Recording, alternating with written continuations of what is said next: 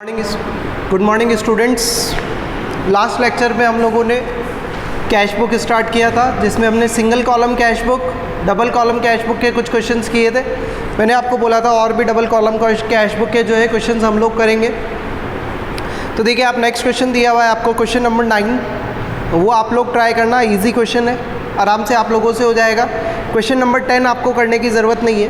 Question number 11 हम लोग hourly discuss कर लेते हैं, मैंने नोट्स के अंदर इसको इनकॉर्पोरेट कर रखा है। क्वेश्चन नंबर 11 देखिए क्या दिया हुआ है आपको। Enter the following transaction in the 2 column cash book of Reema and find the cash and bank balance. अपने को क्या करना है, फाइंड आउट करना है। तो सबसे पहले अप्रैल 1 को कैश और बैंक का बैलेंस दिया हुआ है, तो टू बैलेंस BD करके लिख देंगे। फिर आपको कैश सेल्स दी हुई है, तो कैश बुक में कौन सी साइड में आएगी बेटा, डेबिट साइड में आ जाएगी। Cash deposited into the bank, contra entry है। Issue cheque to the Sohan, Sohan को चेक दिया है आपने, तो क्रेडिट साइड में बैंक कॉलम में आएगा। Receive cheque from national insurance company limited against a claim loss last year, तो एक चेक आपको रिसीव हुआ है नेशनल इंश्योरेंस कंपनी से, डेबिट साइड में आएगा। Sold goods to Neeraj of ₹25,000, receive cash 10,000 and balance bye cheque, तो 10,000 जो कैश रिसीव हुआ है उसके लिए 2 सेल्स और कैश के कॉलम में 10,000। जो चेक आपको नीरज से रिसीव हुआ है ना बेटा, वो आपने लगाया कब है, 20th को, तो एंट्री कब होगी इसकी, जो चेक अपने को रिसीव हुआ है उसके लिए एंट्री 20th को होगी। Purchase furniture by cheque, cash book के क्रेडिट साइड में। Sold old furniture for cash, debit side में जाएगा। फिर paid to Suman by cheque, Suman को पे किया है तो बाय सुमन और बैंक कॉलम में। फिर क्या हुआ है देखो, Suman's cheque return on technical ground, cheque क्या हो गया, डिसऑनर हो गया, तो चेक डिसऑनर हो गया तो कहाँ पे चला जाएगा, अपोजिट साइड डेबिट साइड में। और इन्होंने बोला है क्या, paid cash for the equal amount, और उतने इक्वल अमाउंट के लिए हम लोगों ने क्या कर दिया, उसको कैश पे कर दिया। तो वापस से बाय सुमन लिख के और कैश के अमाउंट, कैश के कॉलम में अमाउंट लिखेंगे। 26 को दिया हुआ है बैंक चार्ज बाउंसिंग चार्जेस, तो बैंक चार्जेस लगे तो हमारे लिए बैंक अकाउंट से कम हो जाएगा। Bank paid insurance premium as per standing instruction, तो कैश बुक के क्रेडिट साइड में। और लास्ट ट्रांजेक्शन दिया हुआ है का, Nigam paid into the bank directly, intimation receive on the same day. हम लोगों को क्या हुआ है, निगम से पैसा रिसीव हुआ है बैंक में, तो डेबिट साइड में हम लोग लिख देंगे और ये क्वेश्चन आपका कंप्लीट। ठीक है, ये नोट्स के अंदर मैंने इनकॉर्पोरेट कर रखा है, इसलिए ऑलरेडी डिस्कस किया आप लोगों से।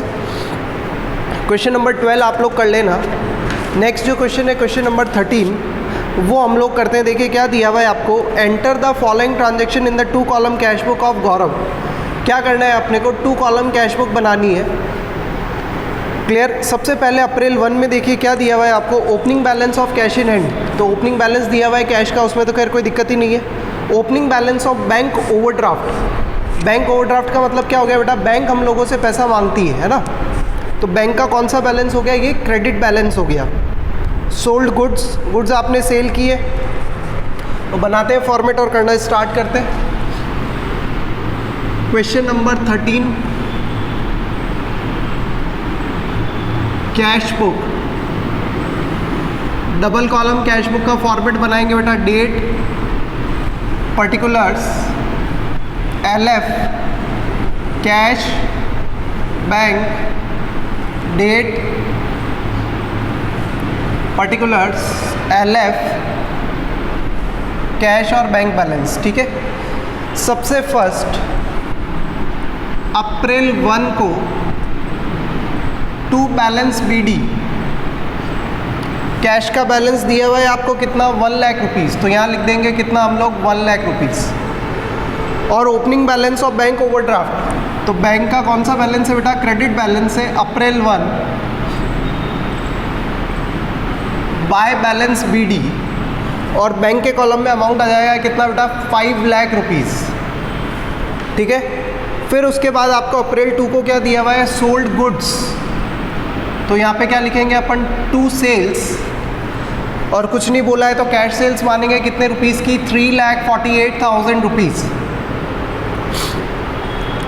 अप्रैल 3 को क्या दिया हुआ है, sold goods against cheque and paid into the bank on the same day, तो अप्रैल 3 को यहाँ पे क्या लिखेंगे, 2 सेल्स, और अमाउंट आएगा कितना बेटा, 3,36,000 रुपीज़। फिर आपको दिया हुआ है क्या, sold goods to Reema, payment received by cheque good sale किया आपने अप्रैल 5 को रीमा को, और जो चेक से पैसा रिसीव हो गया आपको कितना, 1 लाख रुपीज़, ठीक है। अप्रैल 6 को देखो क्या बोला है, Ram paid by cheque, Ram को जो पेमेंट किया है वो किससे किया है, बाय चेक पेमेंट किया है, कितने रुपीज़ का पेमेंट किया है, sorry Ram paid by cheque यानी हम लोगों को उसने दिया है पैसा, कितने रुपीज़, 78,000 रुपीज़। तो अप्रैल 6 को लिखेंगे क्या, टू राम, और कितना रुपीज़ रिसीव हुआ है उससे, कितने रुपीज़ का चेक रिसीव हुआ है, कितना, 78,000।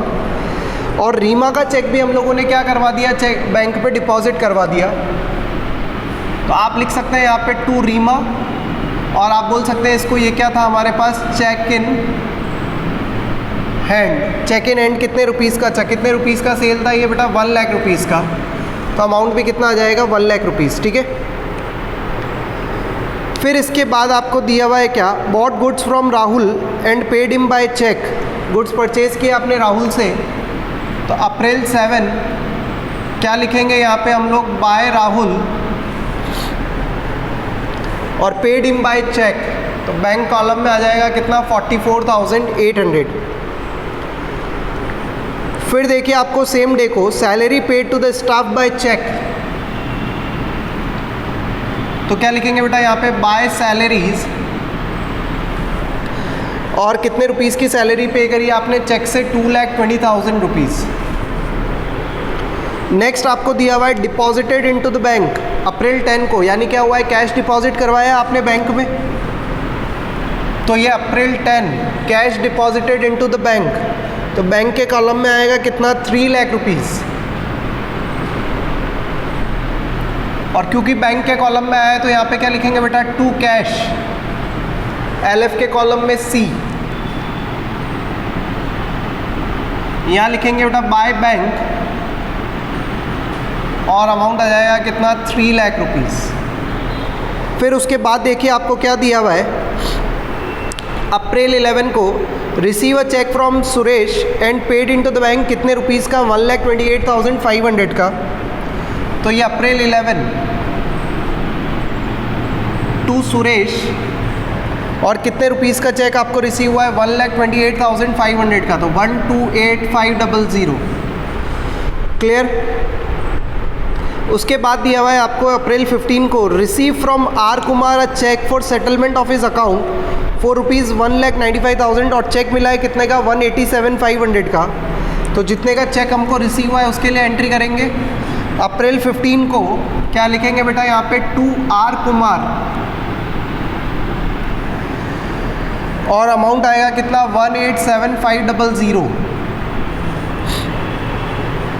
पेड वेजेस इन कैश अप्रैल 18 को, तो कैश बुक के क्रेडिट साइड में, और क्योंकि कैश में पे करिए तो कैश कॉलम में आएगा कितना बेटा, 30,000 रुपीज़। उसके बाद नेक्स्ट बैंक चार्जेस अप्रैल 20 को, तो क्या लिखेंगे आप, बाय बैंक चार्जेस, और कितने रुपीज़ के बैंक चार्जेस लगे आपको, 5,000 रुपीज़ के, तो बैंक कॉलम में लिख देंगे कितना, 5,000 रुपीज़। नेक्स्ट आपको दिया हुआ है क्या, विड्रॉ फ्रॉम बैंक, बैंक से विड्रॉ किया आपने कितने रुपीज़, बैंक से विड्रॉ किया बेटा कितना, 1 लाख रुपीज़। तो कॉन्ट्रा एंट्री होगी अप्रैल 22 टू बैंक, कितना, 1 लाख रुपीज़। और यहाँ पे भी 22 क्या लिखेंगे बेटा, बाय कैश, और 1 लाख रुपीज़। 22 के बाद आपको दिया हुआ है withdraw from bank for personal use, personal use के लिए विड्रॉ किया है यानी ड्राइंग्स है। तो 22 को क्या लिखेंगे वापस यहाँ पे, बाय ड्राइंग्स, और बैंक से विड्रॉल किया है इसलिए बैंक के कॉलम में 1,20,000 रुपीज़। फिर 25 को paid electricity bill by cheque, तो बाय इलेक्ट्रिसिटी बिल, कितने रुपीज़ का इलेक्ट्रिसिटी बिल पे किया है आपने, 31,500, ये 31,500। Issue a cheque to Sudha as advance for purchase of house for Gaurav. देखो गौरव की बुक्स में एंट्री कर रहे हैं और गौरव का हाउस खरीदने के लिए आपने चेक दिया है, इसका मतलब ये क्या कहलाएगा आपके लिए, ड्राइंग्स। तो वापस अप्रैल 25 को बाय ड्राइंग्स, घर का हाउस खरीद रहे हैं आप यानी पर्सनली बिजनेस के पैसों से, तो आपके लिए क्या कहलाएगा, ड्राइंग्स। अप्रैल 30 को क्या दिया हुआ है, bank collected interest received on investment, interest receive किया है बैंक ने 30 को, तो क्या लिखेंगे, टू इंटरेस्ट। और कितना इंटरेस्ट है बेटा, 15,000 रुपीज़ का इंटरेस्ट आप लोगों ने क्या किया है, रिसीव किया है। अब क्या कर लेंगे, बैलेंस कैलकुलेट कर लेंगे, by balance CD। Balance calculate करना आता है आपको, डेबिट साइड की टोटल माइनस क्रेडिट साइड की टोटल। तो कैश में तो आ रहा है कितना, 218,000, और बैंक के लिए टू बैलेंस CD, यानी बैंक का कौन सा बैलेंस आ रहा है बेटा, क्रेडिट बैलेंस आ रहा है। तो टू बैलेंस CD कितना लिखेंगे, कैलकुलेट करेंगे आप, तो ये आएगा 76,300 रुपीज़। और आप लोग चेक कर लेना, अगर कोई मिस्टेक होगी तो हम लोग डिस्कस कर लेंगे, क्लियर। तो मेनली जो एग्ज़ाम में आती है वो है डबल कॉलम कैश बुक, जिसको हमने बहुत अच्छे से डिस्कस किया है। इसकी आप बहुत अच्छे से प्रैक्टिस करना, डबल कॉलम कैश बुक की, जिसमें सबसे इंपॉर्टेंट कॉन्ट्रा एंट्री किस तरीके से की जाती है, कैश के ट्रांजेक्शन्स रिसीव होता है तो किस तरह पेमेंट हम लोग करते हैं, तो किस तरफ रिकॉर्ड करते हैं, वो इम्पॉर्टेंट है, ठीक है। अब एक लास्ट पार्ट बच रहा है बेटा आपके इस चैप्टर का, वो है पेटी cash book.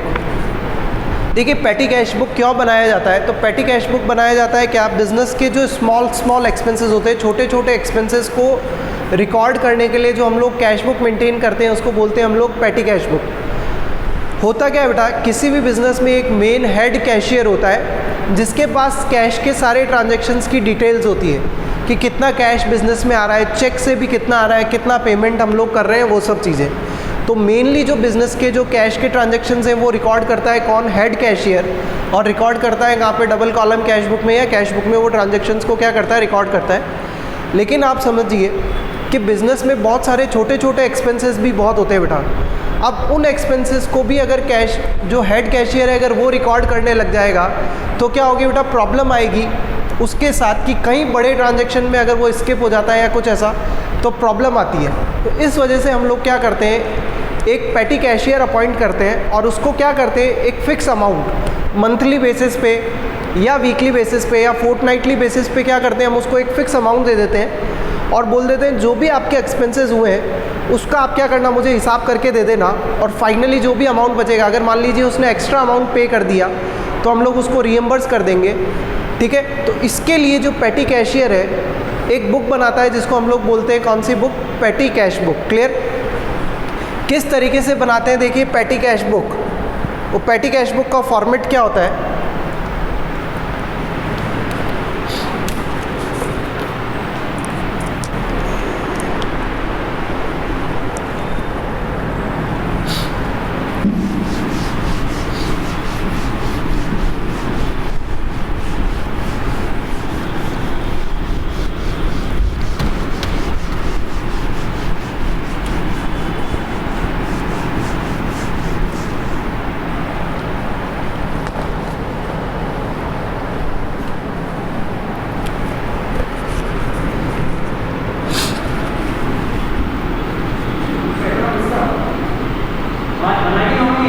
Petty cash book.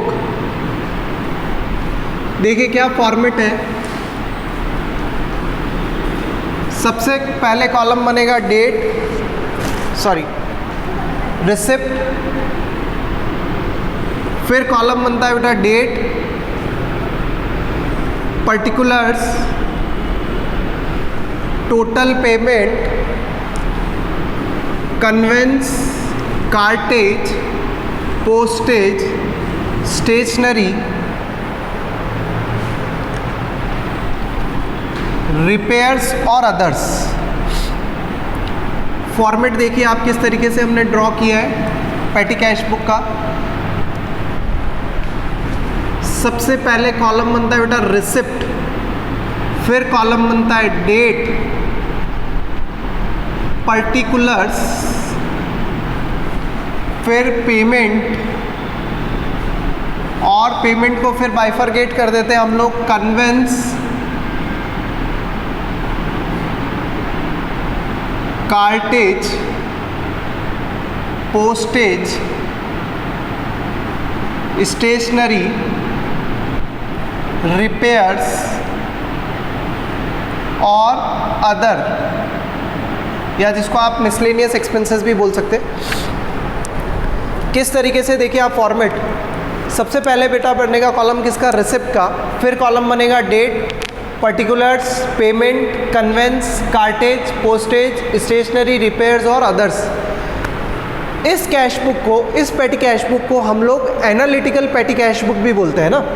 क्यों? क्योंकि यहाँ पे पेमेंट का क्या हो रहा है, एनालिसिस हो रहा है कि जो आपने पेमेंट किया है उसको किस किस एक्सपेंसेस हेड में किया है। जैसे कन्वेंस के लिए कितना एक्सपेंसेस किया है अपन ने, कार्टेज के लिए कितना किया है, पोस्टेज के लिए कितना किया है, स्टेशनरी के लिए कितना किया है, रिपेयर वगैरह के लिए कितना किया है और अदर्स के लिए कितना किया है। अच्छा, ये कंपलसरी नहीं है, ये कंपलसरी नहीं है कि conveyance, cartage, postage, stationery, repairs ही आप लिखें, कुछ और भी क्या कर सकते हैं आप लिख सकते हैं, ठीक है।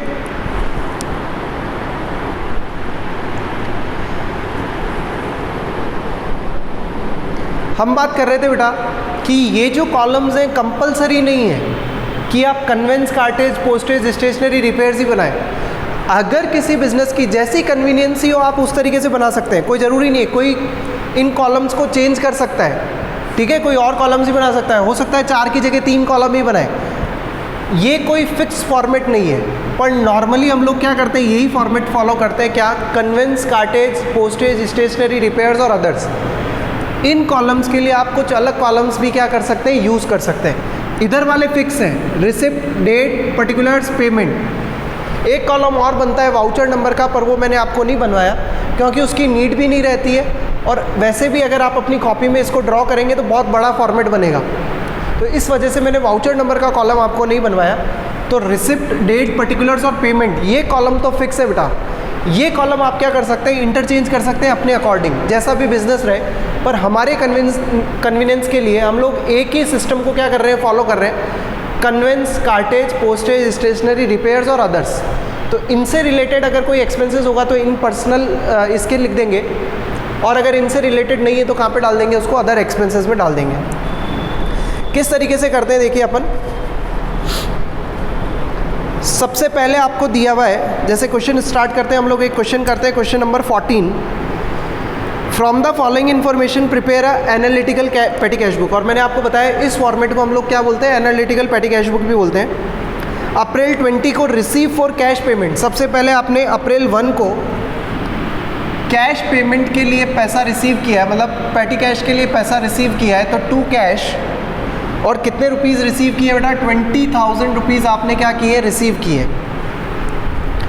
फिर नेक्स्ट आपको दिया हुआ है क्या, पेड फॉर पोस्टेज, तो अप्रैल 2 को यहाँ पे क्या लिखेंगे हम लोग, बाय पोस्टेज, और बाय पोस्टेज में अमाउंट दिया हुआ है कितना, 1600। तो पेमेंट के अंदर तो लिखना ही लिखना है। अब आप देख लो आपके कॉलम में है क्या, तो यस, तो यहाँ पे लिख देंगे कितना, 1600 रुपीज़। अप्रैल 2 के बाद अप्रैल 5 को पेड फॉर स्टेशनरी, तो हम लोग क्या लिखेंगे बेटा यहाँ पे, बाय स्टेशनरी, अमाउंट लिखेंगे पेमेंट के अंदर कितना, 1000।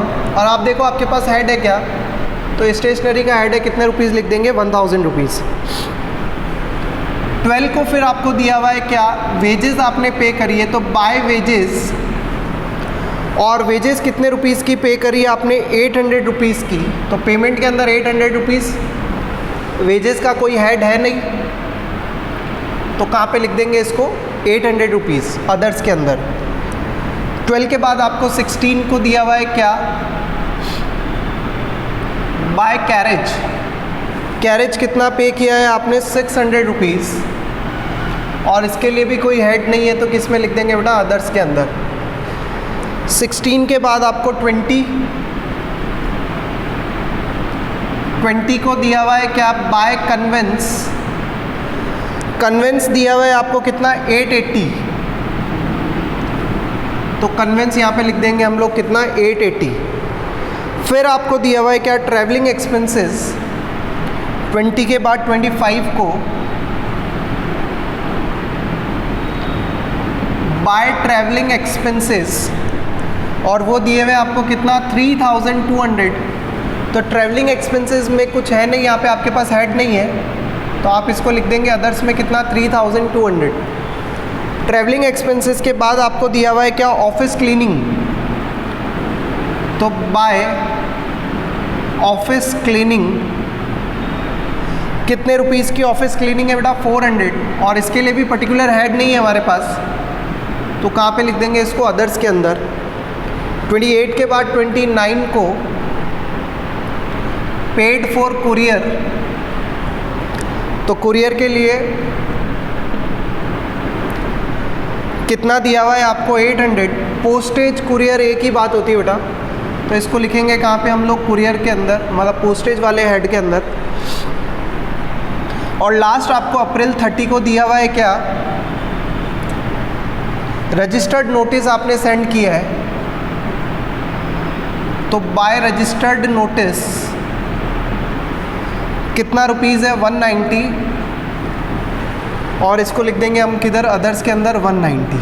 अब आपको क्या करना है, इसको बैलेंस करना है पहले, तो सारी क्या कर लेंगे, टोटल कर लेंगे एक बार।